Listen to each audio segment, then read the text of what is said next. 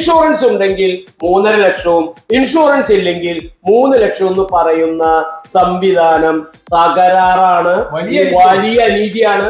പ്രിയപ്പെട്ടവരെ, ടീടോക്സിന്റെ പുതിയ ഒരു എപ്പിസോഡിലേക്ക് ഏവർക്കും സ്വാഗതം. ഇന്ന് സാധാരണക്കാരുടെ ഈ ചർച്ചാവേദിയിൽ ചർച്ച ചെയ്യുന്നത് ആശുപത്രികൾ നടത്തുന്നത് ആതുര സേവനമാണോ അതോ കച്ചവടമാണോ എന്നുള്ള വിഷയത്തെ സംബന്ധിച്ചാണ്. ഈ ഷാ വോയ്സ് എന്ന ഈ ചാനൽ ഇതുവരെ സബ്സ്ക്രൈബ് ചെയ്യാത്തവരുണ്ടെങ്കിൽ സബ്സ്ക്രൈബ് ചെയ്ത് ബെൽ ബട്ടൺ എനേബിൾ ചെയ്യണമെന്ന് ഓർമ്മിപ്പിക്കുകയാണ്.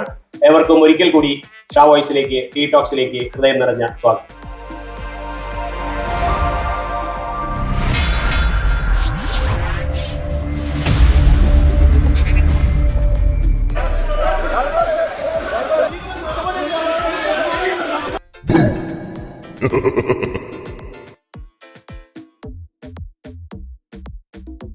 ടീടോക്സിന്റെ ഇന്നത്തെ വിഷയം എന്ന് പറയുന്നത് നേരത്തെ പറഞ്ഞതുപോലെ ആതുര സേവനമാണോ അതോ കച്ചവടമാണോ എന്ന വിഷയത്തെ സംബന്ധിച്ച് തന്നെയാണ്. പണ്ടുകാലത്ത് ഒരു ജീവകാരുണ്യ പ്രവർത്തനം എന്ന നിലയിൽ, അല്ലെങ്കിൽ ഒരു മിഷൻ പ്രവർത്തനം എന്ന നിലയിൽ, അല്ലെങ്കിൽ രോഗികൾക്ക് ഒരു ആശ്വാസം ലഭിക്കുന്ന കേന്ദ്രം എന്ന നിലയിൽ ഉണ്ടായിരുന്ന ആശുപത്രികൾ ഇന്ന് ആ ഒരു സങ്കല്പത്തിൽ നിന്ന് മാറി അത് കച്ചവടത്തിന്റെ രൂപത്തിലേക്ക് മാറുന്നുണ്ടോ എന്നാണ് ഇന്ന് ചർച്ച ചെയ്യുന്ന വിഷയം. തുടങ്ങി വെക്കുന്നത് പ്രിയപ്പെട്ട EJ വിൻസെന്റ്. ആതുര ശുശ്രൂഷ എന്ന് പറഞ്ഞു കഴിഞ്ഞാൽ രോഗികളെ പരിചരിക്കുക എന്നുള്ളതുള്ളൂ. അതേസമയം അതില് മുൻകാലങ്ങളിൽ നമ്മൾ കണ്ടിരുന്നത് അതിൽ സേവനത്തിനാണ്, അല്ലെങ്കിൽ പ്രതിബദ്ധതയാണ് അതിൻ്റെ ഒരു ആശയമായിട്ട് വന്നിരുന്നത്. എന്നാൽ ഇപ്പോഴത്തെ അനുഭവം നമ്മൾ കാണുന്നത് അത് കച്ചവടവൽക്കരിക്കപ്പെട്ടു എന്ന് പറഞ്ഞാൽ മാത്രം പോരാ. കച്ചവടം എന്ന് പറഞ്ഞു കഴിഞ്ഞാൽ സാധാരണഗതിയിൽ നല്ല സർവീസ് കൊടുക്കുക, അല്ലെങ്കിൽ സർവീസ് കൊടുക്കുന്നതിനനുസരിച്ച് പ്രതിഫലം വാങ്ങുക. ഇതാണ് സാധാരണ കച്ചവടം എന്ന് പറയുന്നത്. പക്ഷെ ഇവിടുത്തെ കച്ചവടം എന്ന് പറയുന്നത്, അല്ലെങ്കിൽ കച്ചവടം എന്ന് പറയുന്ന രീതി നമ്മൾ ഇപ്പം മനസ്സിലാക്കുന്നത് ചൂഷണം ചെയ്യുക, അതായത് ഭയം കൊടുത്തിട്ട് ആളുകളെ പേടിപ്പിച്ചിട്ട് അവരുടെ കയ്യിലുള്ള പൈസ തട്ടിയെടുക്കുക, അങ്ങനെയുള്ള ഒരു രൂപത്തിലേക്ക്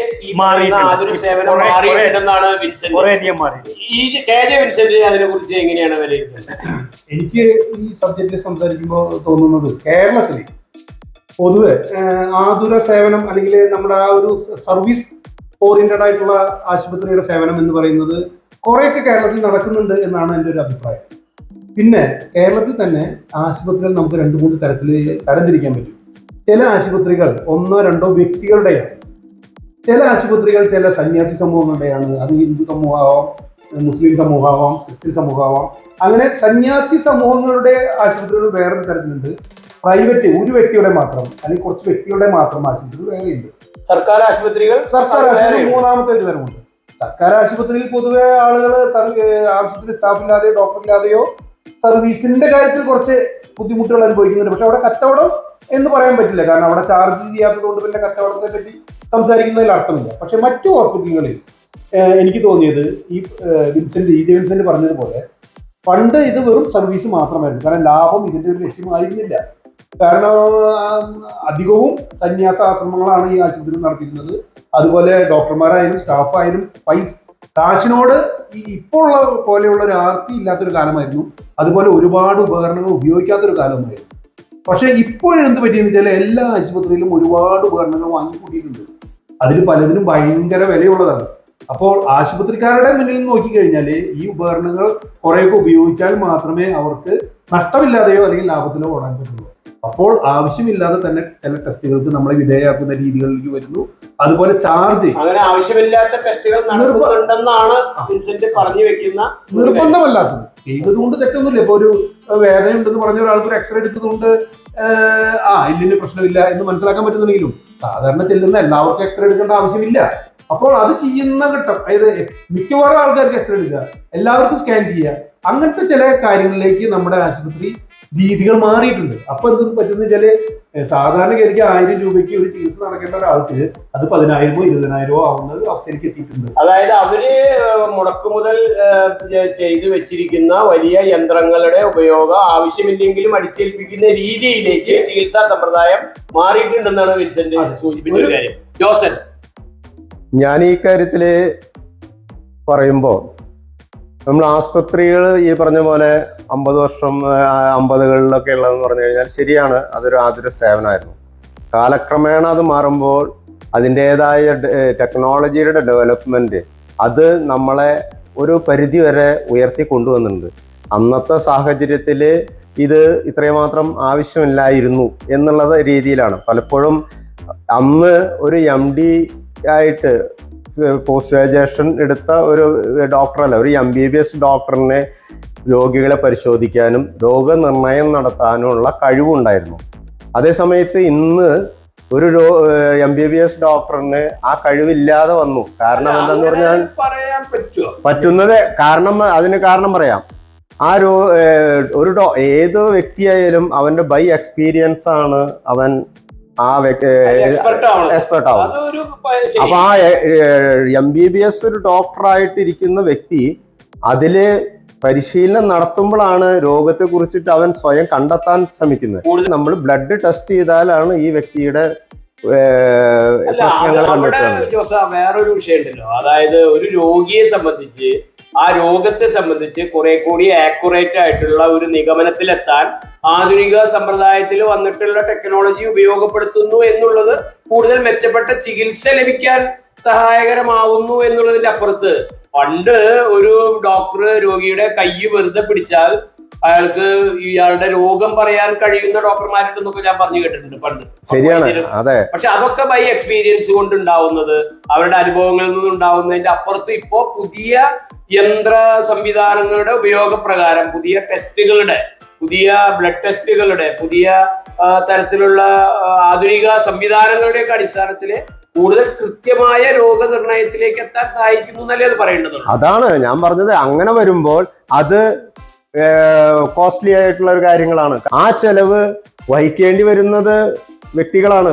അതായത് ടെസ്റ്റ് യന്ത്രം വാങ്ങി വെച്ചതിന്റെ പേരിൽ അനാവശ്യമായ ടെസ്റ്റ് നടത്തുമ്പോഴാണ് അത് കച്ചവടമായിട്ട് മാറുന്നത്. അപ്പൊ ഇതിൽ വരുന്ന വിഷയം എന്താന്ന് പറഞ്ഞു കഴിഞ്ഞാല്, നമ്മൾ കച്ചവടവൽക്കരണം വരുന്നത് എങ്ങനെയാണെന്ന് പറഞ്ഞു കഴിഞ്ഞാൽ, ആസ്പത്രികള് പണ്ടൊരു ആതുര സേവന കേന്ദ്രമായിരുന്നു. അവിടെ സർവീസായിരുന്നു നടന്നിരുന്നത്. ആ സർവീസിൽ നിന്ന് മാറി അത് കച്ചവടത്തിലേക്ക് മാറുന്നത് ഇവിടെ ഈ ആസ്പത്രി എന്ന ഒരു ഡിപ്പാർട്ട്മെന്റിലേക്ക് നമ്മുടെ കോർപ്പറേറ്റ് സംവിധാനം ഇറങ്ങി വരികയാണ്. അവര് അതിനെ കച്ചവടത്തിന്റെ രൂപത്തിൽ മാത്രമാണ് കണ്ടുകൊണ്ടിരുന്നത്. ഈ കച്ചവടത്തിന്റെ രൂപത്തിലേക്ക് വരുന്ന വ്യക്തികൾ അവരുടെ കാര്യത്തിൽ അവർക്ക് ഒരു ഇത്രയും ഇൻവെസ്റ്റ് ചെയ്യുമ്പോൾ അതിൽ നിന്ന് ലാഭം കിട്ടണം എന്നുള്ള ഉദ്ദേശം മാത്രമാണ് അവിടെ ഉള്ളത്. അല്ലാതെ അവിടെ ഒരു സേവനത്തിന്റെ വശം അവിടെ ഇല്ല. അതായത് അവർക്ക് ആ സേവനത്തിന്റെ ആവശ്യം അവർക്കില്ല. അവർ ഇൻവെസ്റ്റ് ചെയ്യുന്നു, ആ ഇൻവെസ്റ്റ്മെന്റിന് തിരിച്ച് റിട്ടേൺ കിട്ടണം. പക്ഷെ അങ്ങനെ വരുമ്പോൾ ഇതിന്റെ കൂടെ പിടിച്ചു നിൽക്കാൻ ആതുര സേവനം ചെയ്തുകൊണ്ടിരുന്ന ഈ സമൂഹങ്ങൾ അവർക്കും ഇതിനൊപ്പം തന്നെ പിടിച്ചു പോകേണ്ട ഒരു ഗതികേടിലേക്ക് വന്നിരിക്കുക. അവരും ഇതിന്റെ കോമ്പറ്റീഷനിൽ പിന്നിലാവാതിരിക്കാൻ വേണ്ടി ഈ സാഹചര്യങ്ങളൊക്കെ കച്ചവടത്തിന്റെ രൂപത്തിലേക്ക് എത്തി. ഇപ്പൊ ഈജി ആണെങ്കിലും പറഞ്ഞു, മുമ്പ് സർവീസസ് ആയിരുന്നു, അത് പേഷ്യൻസിനെ എക്സ്പ്ലോയിറ്റ് ചെയ്തിട്ട് ഒരു ബിസിനസ്സിലേക്ക് വന്നു. ഇപ്പോൾ KJ പറഞ്ഞത് ഇപ്പോൾ ടെക്നോളജി കുറച്ച് കൂടി, ഇത് തന്നെ ഏകദേശം ജോസൻ അത് തന്നെ പറഞ്ഞു. പക്ഷെ എനിക്ക് പറയാനുള്ളത് ഒരു സത്യം നമ്മൾ ആദ്യം മനസ്സിലാക്കണം. ഇപ്പോൾ ലൈഫിനെ പറ്റിയിട്ട് പറയുകയാണെങ്കിൽ life is beautiful and sugar coated lies. പക്ഷെ ഡെത്ത് എന്ന് പറഞ്ഞത് പെയിൻഫുൾ ട്രൂത്ത്. ഈ സത്യം ആദ്യം നമ്മൾ അംഗീകരിക്കുക.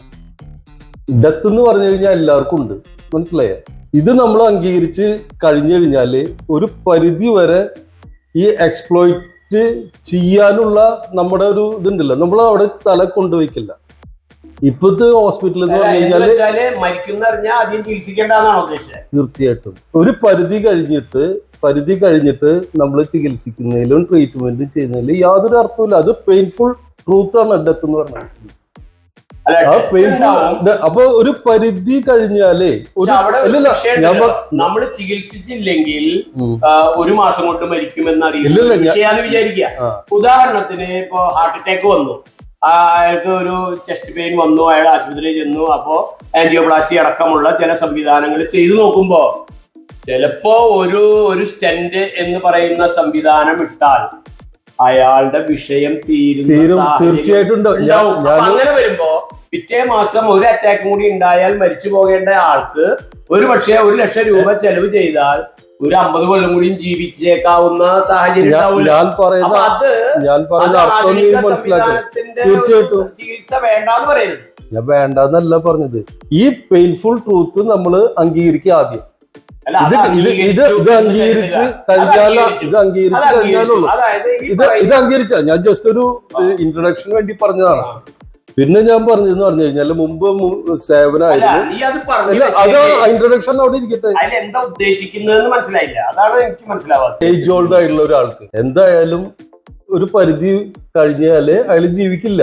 പിന്നെ എന്തിനാ ഇവരെ വെന്റിലേറ്ററിൽ ഇട്ടിട്ടും ഇതൊക്കെ ബുദ്ധിമുട്ടിക്കണേ എന്നുള്ള അർത്ഥത്തിലാണ് ഞാൻ ചോദിച്ചത്. അതായത് ഒരു 80-90 വയസ്സായ ഒരാളെ അധികം വെന്റിലേറ്ററിൽ ഇടാതെ സമാധാനമായിട്ട് മരിക്കാൻ വിട്ടുകൂടെ? അത് മാത്രമേ ഞാൻ പറഞ്ഞുള്ളൂ. ഇല്ലില്ല, ഇതൊരു ഇൻട്രൊഡക്ഷന് വേണ്ടി ഞാൻ പറഞ്ഞു.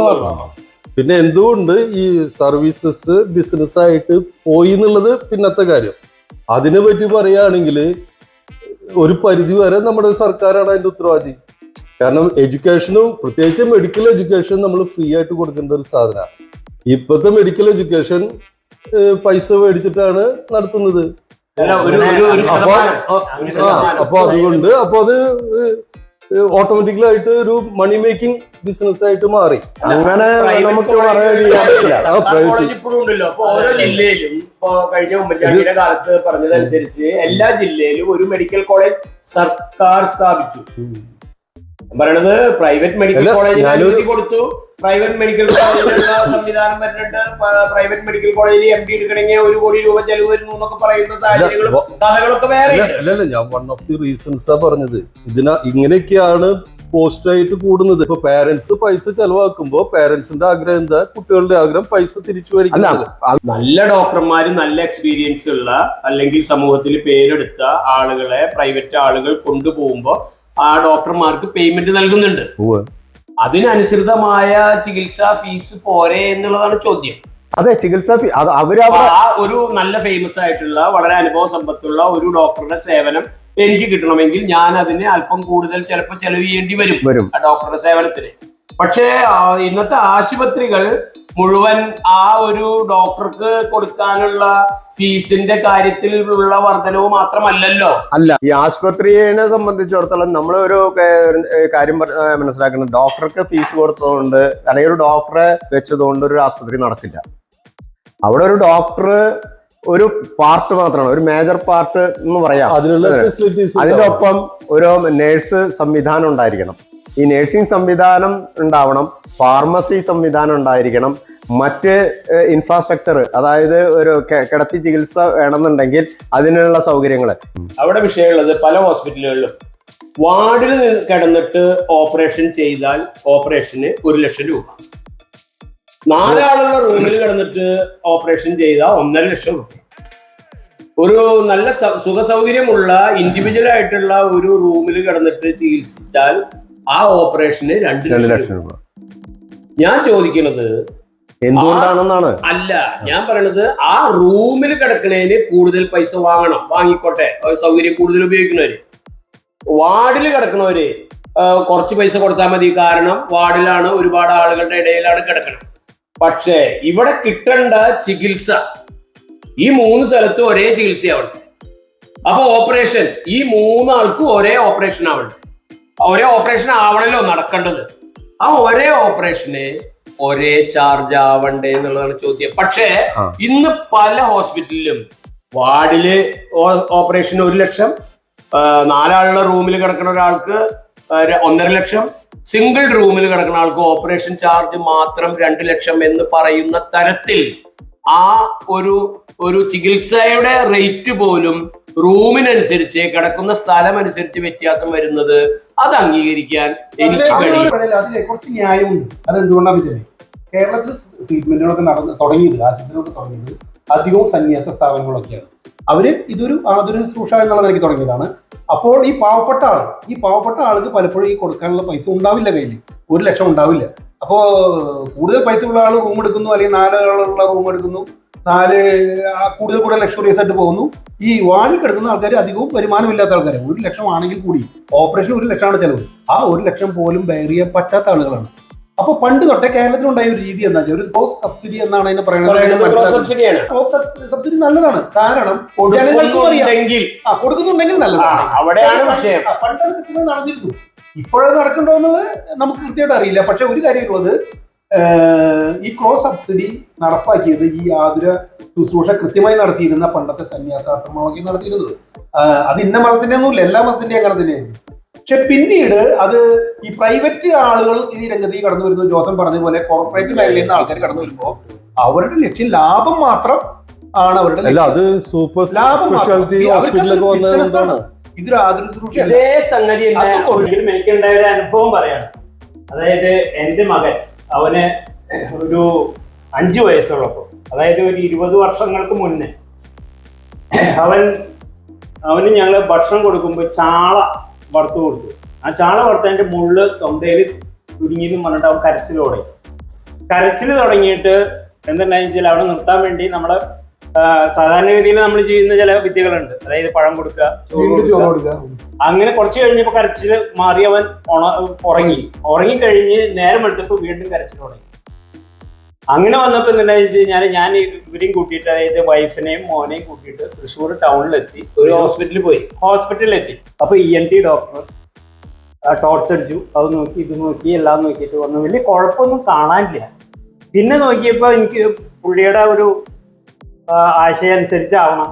എന്നെ കണ്ടപ്പോഴും മോനെ കണ്ടപ്പോഴും, അതായത് ചെറിയ കുട്ടിയല്ലേ, അപ്പൊ സ്വാഭാവികമായിട്ടും അയാള് നമ്മളിൽ ഭയം കടത്തി വിടാനുള്ള ചില ടെക്നിക്കാണ് ഉപയോഗിച്ചതെന്ന് എനിക്ക് തോന്നി പിന്നീട്. അതായത് പറഞ്ഞതെന്ന് വെച്ച് കഴിഞ്ഞാൽ, ഇതേ ഒരു എക്സ്റേ എടുക്കണം എന്ന് പറഞ്ഞു. എക്സ്റേ എടുത്തിട്ട് ഞാൻ തിരിച്ചു ചെന്നപ്പോൾ വീണ്ടും പറഞ്ഞതെന്ന് വെച്ച് കഴിഞ്ഞാൽ, എക്സ്റേയിലൊന്നും കാണാനില്ല, കുഴപ്പമൊന്നുമില്ല, പക്ഷേ നമുക്ക് സ്കാനും കൂടി ചെയ്യണം. അപ്പൊ എക്സ്റേയിൽ കുഴപ്പമില്ലെങ്കിൽ പിന്നെ അല്ല, സ്കാൻ ചെയ്താലേ നമുക്ക് തൃപ്തിയാവുള്ളൂ. അപ്പൊ ഞാൻ പറഞ്ഞ ഒരു കാര്യം ചെയ്യാം, സ്കാനിങ് നാളേക്കാക്കാം, ഒന്ന് നോക്കിയിട്ട് പോരെ. അപ്പൊ ഡോക്ടർ പറഞ്ഞെന്താ അറിയോ, ചിലപ്പോ ഇവിടെ കട്ട് ചെയ്തിട്ട് നമ്മൾ ഓപ്പറേറ്റ് ചെയ്യേണ്ടി വരും. അപ്പൊ അങ്ങനെ കൂടി പറഞ്ഞപ്പോ എനിക്ക് ഒരു തോന്നല്. അങ്ങനെ ഞാൻ പറഞ്ഞ ഒരു ഡോക്ടർ ഏതായാലും മരുന്ന്, ഞാൻ എൻ്റെ വൈഫിനെ വേറെ ഹോസ്പിറ്റലിലാക്കി പോകുന്നതാണ് ഞാൻ ചെയ്യാറുണ്ട്.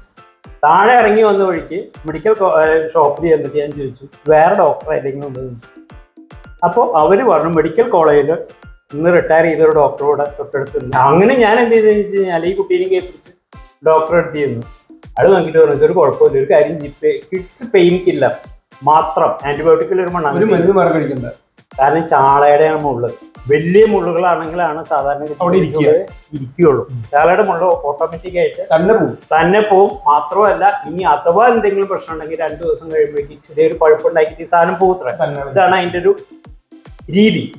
അല്ല വിൻസെന്റ്, അത് എല്ലായിടത്തും അത് വേണമെന്ന് നമുക്ക് നിർബന്ധം പിടിച്ചിട്ട് കാര്യമില്ലല്ലോ. ഇനി വേറൊരു വിഷയം, ഇപ്പൊ നിന്റെ മോന് ഒന്നും ഉണ്ടാവാതിരിക്കട്ടെ, നീ തിരിച്ച് ചിന്തിച്ചു നോക്കി. ഇപ്പൊ മുള്ള എന്തെങ്കിലും ആവട്ടെ, ഡോക്ടർ പറഞ്ഞ് ആദ്യം എക്സ്റേ എടുത്തു, സ്കാൻ ചെയ്തു, ഇത് തിരിച്ച് നിന്റെ മോന് എന്തെങ്കിലും പ്രോബ്ലം ഉണ്ടായിന്ന് വെക്കാം. ഉണ്ടായിന്ന് വെക്കാം. ഉണ്ടായി കഴിഞ്ഞു കഴിഞ്ഞാല് ഈ പറയണ വിൻസെന്റ് ഇങ്ങനെയല്ല പറയാ. എന്താ ഡോക്ടർക്ക് എന്താ കോമൺ സെൻസ് ഇല്ലേ? എന്തെങ്കിലും ഉണ്ടെങ്കിൽ എക്സ്റേ എടുത്തുകൂടെ, സ്കാൻ ചെയ്തുകൂടെ, അങ്ങനെയും ചോദിക്കാം. അത് വേറെ കാര്യം ഞാൻ പറയാ. അപ്പൊ ഡോക്ടേഴ്സിന് കംപ്ലീറ്റ് നമുക്ക് അങ്ങനെ കുറ്റം പറയാൻ പറ്റില്ല. ഓക്കെ, അവര് ഒരു ബിസിനസ് മൈൻഡാണ്, അതൊക്കെ ഞാൻ ബിസിനസ് മൈൻഡ് ഒക്കെ സമ്മതിച്ചു. പക്ഷെ ഇങ്ങനെ ഒരു വശം അതിന്റെ അതല്ലേ പറഞ്ഞൊരു കാര്യത്തിലേ. അപ്പോ ഒരു തരത്തിൽ പറഞ്ഞ 10-25 കൊല്ലമായിട്ട് ഡെവലപ്പ് ചെയ്ത് വരുന്നത് ഈ ആധുനിക മേഖലയിൽ ബിസിനസ് സംവിധാനമാണ്. പക്ഷെ ഇത് ഒന്നും ചെയ്തില്ല. ഇവന്റെ പർട്ടിക്കുലർ കേസില് ഇത് 2 തരത്തിലും ആവാനുള്ള സാധ്യതയുണ്ട്. ആ ഡോക്ടർക്ക് വേറെ കാര്യം ഉണ്ടായിരുന്നു. ആ ഡോക്ടർ പ്രാഥമികമായിട്ട് നോക്കിയിട്ട് വലിയ കുഴപ്പമില്ലാന്ന് മനസ്സിലായി. ഇനി അദ്ദേഹത്തിന് കൺഫേം ചെയ്യണം, എക്സ്റേ വേണോ സ്കാൻ വേണോ എന്ന് അദ്ദേഹം കൃത്യമായിട്ട് തീരുമാനിക്കണം. അല്ലാണ്ട് ഒരു ടെസ്റ്റ് എടുത്തിട്ട് പറയാം. ആദ്യം അദ്ദേഹം തീരുമാനിക്കുന്നത് എക്സ്റേ എടുത്താലും മതി, എക്സ്റേ എടുത്താലും ഇതിലൊരു തീരുമാനമാവും. എക്സ്റേ എടുത്തിട്ട് പറയാം ഇപ്പൊ കുഴപ്പമില്ല അതെ, അത് വേറെ വിഷയം. ഇത് ചെറിയ കാശ് കൊണ്ട് നടക്കുന്ന കാര്യം കൊണ്ട് അതിനെ പറയാനപ്പോ അതില്ല. ഇങ്ങനെ രണ്ടു തരം പരിപാടി ഇല്ല, അത് പറയില്ല. അതായത് ഈ ചാളയുടെ മുള്ളെന്ന് പറഞ്ഞ ഡോക്ടർ അല്ല അതൊക്കെ ചാളയാണോ അതൊക്കെ വേറെ കാര്യം. പറഞ്ഞപ്പോ തന്നെ അദ്ദേഹത്തിന് മനസ്സിലാവും. അപ്പൊ ഒരു ദിവസം കൂടി വെയിറ്റ് ചെയ്യാമെന്ന് പറയാം. അതിന് പകരം ഓപ്പറേറ്റ് ചെയ്യേണ്ടി വരും എന്നൊക്കെ പറഞ്ഞിട്ട് നമ്മളെ അത് പേടിപ്പിച്ചു. കുറച്ച് അക്രമം. അതാ ഞാൻ പറഞ്ഞു. അത് അക്രമത്തിന്റെ കാര്യം നമ്മള് പലരും പറഞ്ഞു കേട്ടിട്ടുണ്ട്. ഈ വിഷയമല്ല, ഹോസ്പിറ്റലില് ഇതല്ല. വേദനയായിട്ട് ചെന്നിട്ട് ആളുടെ സ്റ്റെന്റ്, ഇപ്പൊ സ്റ്റെന്റിനൊക്കെ ഒരു ഏകീകരിച്ച അത് ഗവൺമെന്റ് ഇടപെടൽ വന്നപ്പോഴാണ് ഗവൺമെന്റ് ഇടപെടല് ആ കാര്യത്തില് വന്നു. സ്റ്റെന്റിന്റെ കാര്യത്തിൽ ഒരു ഏകീകൃത രൂപത്തിലേക്ക് കാര്യങ്ങൾ വന്നു എന്നാണ് ഇപ്പൊ വിചാരിക്കുന്നത്. അപ്പൊ അവിടെ അതിനു മുമ്പ് ഒരാളെ കൊണ്ടുപോയാൽ 15,000 പേര് സ്റ്റെന്റ് ഉണ്ട്, 75,000 പേര് സ്റ്റെന്റ് ഉണ്ട്. അതിന് നല്ലത്. സ്വാഭാവികമായിട്ടും ഒരു അസ്വസ്ഥതയുള്ള അല്ല, ഒരാള് അത് 75,000 പോവും. അല്ല അത് ഡോക്ടേഴ്സ് ഡിഫറൻസ് ആണ്. അത് ഈ പറയുന്ന ഭയപ്പെടുത്തി ചൂഷണം ചെയ്യുന്ന ഒരു സംഗതിയാണോ എന്ന് ചോദിച്ചാൽ ചിലപ്പോ ശരിയാണ്. അതുകൊണ്ട് ചിലര് അങ്ങനെയുണ്ട്. ഈ സാധനം ഒക്കെ ഞാൻ മനസ്സിലാക്കിയോടത്തോളം ഒക്കെ കമ്മീഷൻ ലിങ്ക്ഡ് ആണ്. തീർച്ചയായിട്ടും സ്കാനിങ് ആയാലും പിന്നെ എന്ത് മറ്റ് സംവിധാനങ്ങൾ ഉപയോഗിക്കുന്ന പ്രൈവറ്റ് പരിപാടി പോയി നോക്കി മറ്റേ CT സ്കാൻ അല്ലെങ്കിൽ ആ രീതിയിലുള്ള ഏത് സ്കാൻ എടുത്ത് വരികയാണെങ്കിലും ആ ഡോക്ടറുടെ പേര് കൂടി അവിടെ എഴുതി വെച്ച് പറയുന്നില്ലേ ഒരു സാഹചര്യം നിലവിലുണ്ട്. അവിടെ ഇതുപോലെ കമ്മീഷൻ ഉണ്ടാവില്ല എന്ന് നമുക്ക് ഒരു കാലത്തും പറയാൻ പറ്റുന്നില്ല. അവിടെ ഉണ്ടായിരിക്കും. വിഷയം കൂടി ഉണ്ടല്ലോ വിൻസെന്റ്, ഇതേ സംഗതി ഇൻഷുറൻസുമായി ലിങ്ക്ഡ് ആണ് ഹോസ്പിറ്റൽ. ഇൻഷുറൻസുമായി ലിങ്ക്ഡ്. ഇന്നിപ്പോ ഞാൻ സ്റ്റാർ ഹെൽത്ത് എടുത്തിട്ടുണ്ട്, നീ പിന്നെ പഞ്ചാബ് നാഷണൽ ബാങ്കിന്റെ ഇൻഷുറൻസ് എടുത്തിട്ടുണ്ടാവും, ഇവൻ വേറെ യുണൈറ്റഡ് ഇന്ത്യയുടെ ഇൻഷുറൻസ് എടുത്തിട്ടുണ്ടാവും. അങ്ങനെ പലരും പല ഇൻഷുറൻസ് എടുത്തിട്ടുണ്ട്. ഇവിടെ ഒരു ഹോസ്പിറ്റലിൽ ചെന്നാൽ ആദ്യം ചോദിക്കുക ഇൻഷുറൻസ് ഉണ്ടാ, അതെന്തെന്ന് ചോദിച്ചാൽ അല്ല ഇൻഷുറൻസ് അല്ലെങ്കിൽ റേറ്റ് മാറ്റുന്നില്ല. ഇൻഷുറൻസ് ഉണ്ടെങ്കിൽ അയാൾക്ക് റേറ്റ് വേറെയാ. ഞാൻ അനുഭവസ്ഥനാണ്. അപ്പൊ ഞാൻ ചോദിക്കുന്നത് ഈ ഇൻഷുറൻസും ചികിത്സാ ചെലവുമായിട്ട് എന്തിനാണ് നമ്മൾ ഇൻഷുറൻസ് എടുക്കണത്? നമ്മൾ ഇൻഷുറൻസ് എടുക്കുന്നത് നമുക്കൊരു അത്യാഹിതം വന്നാൽ അല്ലെങ്കിൽ ഒരു രോഗാവസ്ഥ ഉണ്ടായാൽ അതിന്റെ ചെലവിൽ നിന്ന് മോചനം കിട്ടുന്നതിന് വേണ്ടിയാണ്. ഉപയോഗിക്കാതിരിക്കട്ടെ എന്നാണ് നമ്മൾ എല്ലാവരും ആഗ്രഹിക്കുന്നത്. പക്ഷെ എങ്ങാനും ഉപയോഗിക്കേണ്ടി വന്നാൽ അതിനു വേണ്ടിയാണ് ഇൻഷുറൻസ് എടുക്കുന്നത്. ഇൻഷുറൻസിന്റെ പോളിസി ഇല്ലാതെയോ ഉണ്ടായിട്ടോ നിങ്ങൾ ഹോസ്പിറ്റലിൽ ചെല്ലുക. അവിടെ വിൻസെന്റ് അനുഭവസ്ഥനാണ്. വിൻസെന്റ് ഒരു 6 മാസം മുമ്പ് ഞാൻ യാദൃച്ഛികമായിട്ട് ഹോസ്പിറ്റലിലായി ഒരു മേജർ ഓപ്പറേഷന് വിധേയനാവേണ്ടി വന്നു. അപ്പോൾ അതിന് മുൻപ് നമ്മുടെ അടുത്ത് അവരുടെ ഒരു PRO വന്ന് സംസാരിക്കും. ഇതിനെപ്പറ്റി നിങ്ങൾക്ക് എത്ര ചെലവ് വരും, എന്തോരം ബുദ്ധിമുട്ടുണ്ട്, എന്തൊക്കെ പ്രിക്കോഷൻ എടുക്കണം, കഴിഞ്ഞിട്ട് എന്തൊക്കെ ചെയ്യണം, അതൊക്കെ പറയാനായിട്ട് വരും. അപ്പോൾ അവർ ആദ്യം ഇതുപോലെ ചോദിച്ചു, നിങ്ങൾ എങ്ങനെയാണ് ഇൻഷുറൻസ് ഉള്ള ആളാണോ? അപ്പോൾ ഇൻഷുറൻസ് ഉള്ള ആളാണെങ്കിൽ ഇത്ര രൂപ, 50,000 രൂപയുടെ വ്യത്യാസം അപ്പൊ തന്നെ പറഞ്ഞു. അപ്പൊ ഞാൻ എന്ത് പറഞ്ഞു? ഞാൻ ഈ വന്ന് പറഞ്ഞ ആളോട് പറഞ്ഞില്ല. പിന്നീട് എന്റെ അടുത്ത് വന്ന ഒരു അധികാരിയോട് ഞാൻ പറഞ്ഞു, ഞാനൊരു കാര്യം ചെയ്യാം, എനിക്ക് ഇൻഷുറൻസ്. ഞാൻ ചോദിച്ചു എന്തുകൊണ്ടാണ് ഇൻഷുറൻസ് ഉള്ള ആൾക്ക് കൂടുതലും അല്ലെന്ന്. അപ്പോൾ അയാൾ പെട്ടെന്ന് പറഞ്ഞ ഒരു മറുപടി എന്ന് വെച്ചാല്, നിങ്ങൾക്ക് വേണ്ടി ഞങ്ങൾ അഡ്വാൻസ് ആയിട്ട് മെഡിസിനൊക്കെ ഉപയോഗിക്കുകയാണ്, ഞങ്ങളുടെ പൈസ നിങ്ങൾക്ക് വേണ്ടി ആദ്യം ഉപയോഗിക്കുന്നു, പിന്നീടാണ് ഈ ഇൻഷുറൻസ് കിട്ടുന്നുള്ളൂ. അപ്പോൾ ഞാൻ ചോദിച്ചു ഇതൊരാഴ്ചയുടെ പ്രശ്നമുള്ളൂ, ഞാൻ ഡിസ്ചാർജ് ചെയ്യുന്നതിന് മുമ്പ് എനിക്ക് പൈസ കിട്ടണം. പൈസ കിട്ടിയില്ലെങ്കിൽ അവരെന്നെ ഡിസ്ചാർജ് ചെയ്യില്ല, അല്ലെങ്കിൽ മുഴുവൻ പൈസ ഞാൻ അടയ്ക്കണം. അല്ലാതെ ഞാൻ വീട്ടിൽ പോയിട്ട് 6 മാസം കഴിഞ്ഞിട്ട് പൈസ കിട്ടുന്ന കേസിൽ അവർ എന്നെ ഡിസ്ചാർജ് ചെയ്യില്ല. അപ്പോൾ ഒരാഴ്ച മാക്സിമം, അല്ലെങ്കിൽ എത്ര ദിവസമാണ് കിടക്കുന്നത്, എന്റെ അന്നത്തെ ഓപ്പറേഷൻ ആയതുകൊണ്ട് ഒരാഴ്ച, ചില കേസ് 3 ദിവസം ഉള്ളൂ. ഈ 3 ദിവസത്തിനുള്ളിൽ ഇൻഷുറൻസ് പൈസ കിട്ടും, കാരണം ഡിസ്ചാർജ് ചെയ്യുന്നതിന് മുമ്പ് പൈസ കിട്ടും. അങ്ങനെയാണ് എന്റെ രീതി.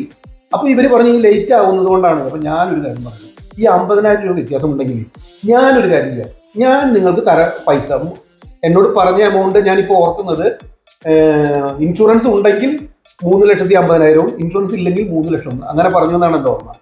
അപ്പൊ ഞാൻ പറഞ്ഞു, ഞാൻ ഈ ഇതിന് വേണ്ട പൈസ ഞാൻ ഇപ്പോൾ കെട്ടി വെച്ച് തരാൻ വേണ്ടി നിങ്ങളുടെ പൈസ ഞാൻ റെമിറ്റ് ചെയ്യാം, ഇൻഷുറൻസ് കിട്ടിയിട്ട് നിങ്ങൾ എനിക്ക് തിരിച്ചു തന്നാൽ മതി. അങ്ങനെയാണെങ്കിൽ എനിക്ക് കുറഞ്ഞ റേറ്റിന് ചെയ്യാൻ പറ്റും.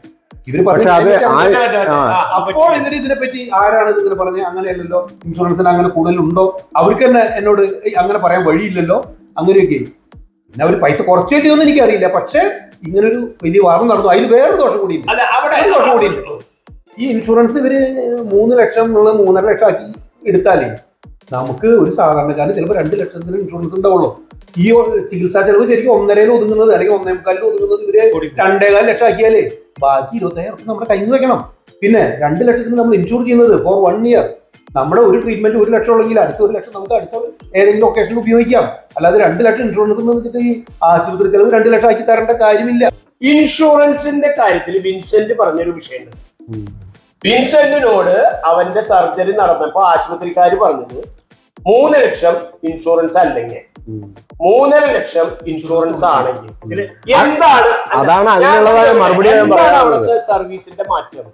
ഞാൻ നേരത്തെ പറഞ്ഞ റൂമുകൾക്ക് സർവീസിന് കോസ്റ്റ് വരുന്നത് ക്രോസ് സബ്സിഡി ആണെങ്കിൽ ആ ക്രോസ് സബ്സിഡി ആവട്ടെ. ഇവിടെ ഇൻഷുറൻസ് ആണെങ്കിൽ ഇത്രയും, ഇൻഷുറൻസ് അല്ലെങ്കിൽ ഇത്രയും എന്ന് പറയുന്ന സാഹചര്യത്തിൽ വിൻസെന്റ് വളരെ കൃത്യമായിട്ട് പറഞ്ഞു പൈസ മുഴുവൻ ഞാൻ അടയ്ക്കാം, നിങ്ങൾ 3 ലക്ഷത്തിന് ഈ സാധനം ചെയ്യുമെന്ന് ചോദിച്ചപ്പോ പെട്ടില്ലേ?